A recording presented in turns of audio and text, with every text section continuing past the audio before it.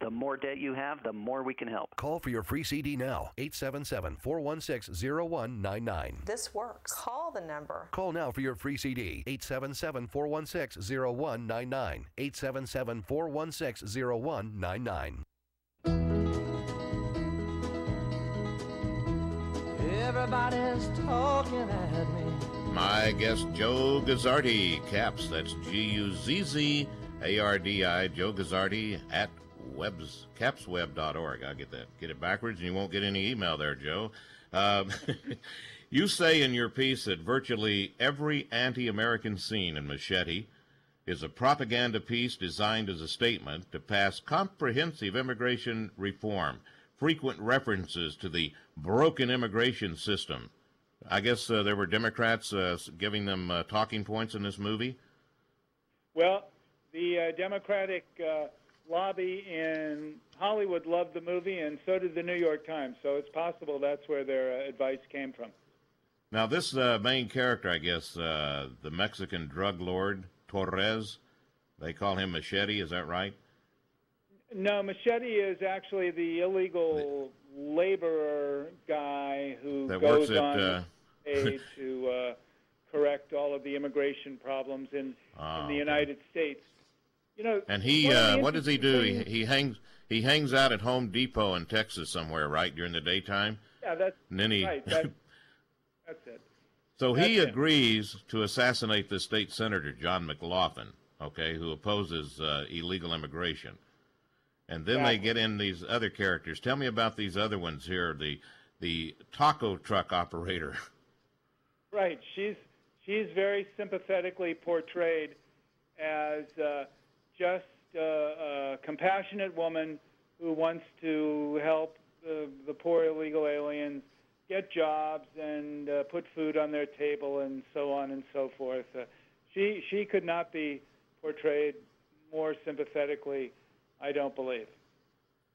And then she teams up with this other guy, Michael Booth, I guess, and they run the network so they can... he's a bad guy taking advantage of the illegal alien workforce and wants to make sure that he and all of his wealthy peers have plenty of access to an unlimited flow of illegal labor. Then there's the ICE agent, yes, who is a Mexican-American who is sort of torn between enforcing the law and staying true to her Mexican roots. And she converts and goes over to the other side and becomes sympathetic to the illegal alien movement.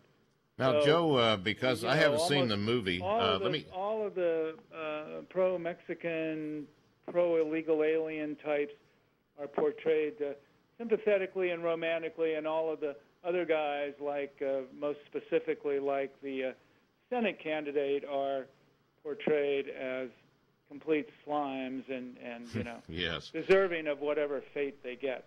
I mean, I haven't seen the movie, but as I understand, the leader of the Mexican drug cartel, all right, just to make things exactly the way they wanted, he turns out to be a white person. Is that right? An American instead of a Mexican? Yeah, right. Boy, it is coming out of Hollywood. The way it is. That's not my understanding of how the drug cartels in Mexico work. But, you know, one of the interesting things was that all of the principals in the movie, the director and all of the actors, the star actors and the supporting actors and so forth, they're all Americans. You know, every single one of them was born in the United States. Yes, they're Mexican-Americans, and yes, they were born in Texas and so on and so forth. But they are all U.S.-born American citizens. And I think what the movie does, for me anyway, is it kind of reinforces what I think one of our real big problems is, and that is when there's an opportunity for money to be made, you know, that portrays immigration sympathetically or that plays to immigrant audiences or immigrant consumers. I mean, that's a problem for us, and this movie is representative of it. I mean, here's an enterprising guy, director Robert Rodriguez. been reading the newspapers for the last year. He knows immigration is a red-hot subject. He's got some movie skills and contacts, and, he probably writes this script up in a couple of days and finds somebody to produce it, and there you go. And actually the movie was conceived because there was another movie that sort of had a fake trailer or something or the other about Machete, which never actually had ever been a movie, and then people kept saying, talking about it. There was another movie. Do you know what I'm talking about?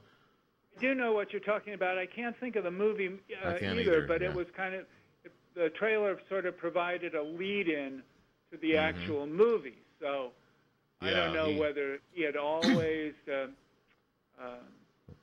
Rodriguez said he had gotten so much... Grindhouse, I think is the movie. Yeah, Grindhouse. Yeah, that's it. Anyway, I don't know whether the director, Rodriguez, ever intended to make the movie or just decided, well, at the time it was just a lark, just an idea, but now events have sort of come together where I can put a movie out and make good money.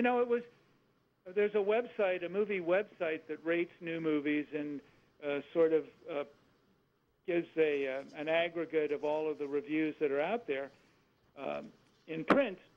And Machete got a 72% favorable rating, which is high on that website. It's called RottenTomatoes.com. So it was ranked, highly by the critics. And of course, that's another thing that definitely does not help us when the New York Times and Rolling Stone and others come out and say, sure, it's a trashy movie, and sure, there's a lot of blood and guts and nudity, but the Sub Rosa message is an important one, and it does make a point about illegal immigration and a broken system. I mean, that sort of thing is not surprising, but certainly not helpful either.